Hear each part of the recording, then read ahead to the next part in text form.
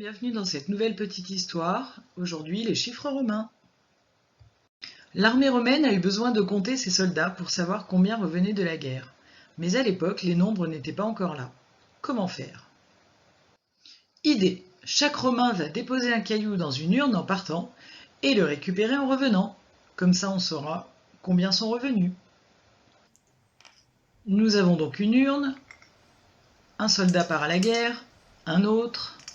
Encore un autre. Encore un autre, un soldat, un autre soldat, encore un soldat de plus.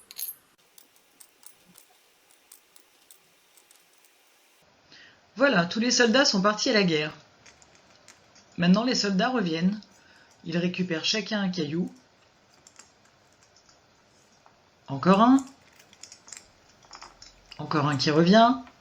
Encore un. Encore un, encore un, encore un, encore un. Et voilà, certains soldats ne sont pas revenus.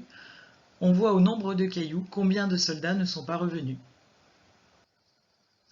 Caillou. En latin, caillou se dit calculus. C'est de là que vient le mot calculer. Bon, ce n'est tout de même pas très pratique et on a eu besoin d'écrire tout ça. On a donc cherché comment faire et finalement on a noté le nombre de doigts. Regardons ce que ça donne. Un doigt, deux doigts, trois doigts, quatre doigts, et une main complète, c'est-à-dire 5 doigts.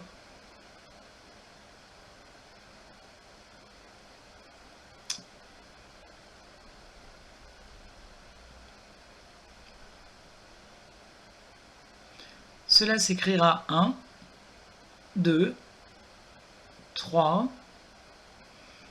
Pour le 5, on prend l'écartement entre l'index et le pouce, et pour le 4, c'est un doigt avant la main complète.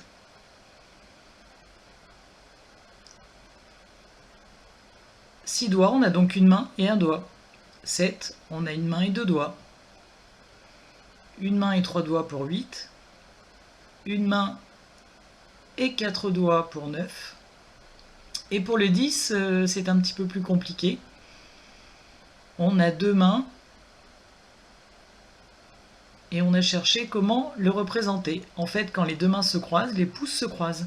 Et les deux pouces forment un X. Finalement, le 6 restera comme ça, le 7 aussi,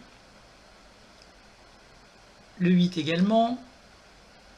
Pour le 10, on représentera les deux pouces croisés. Et pour le 9, c'est un doigt avant le 10. Résumons.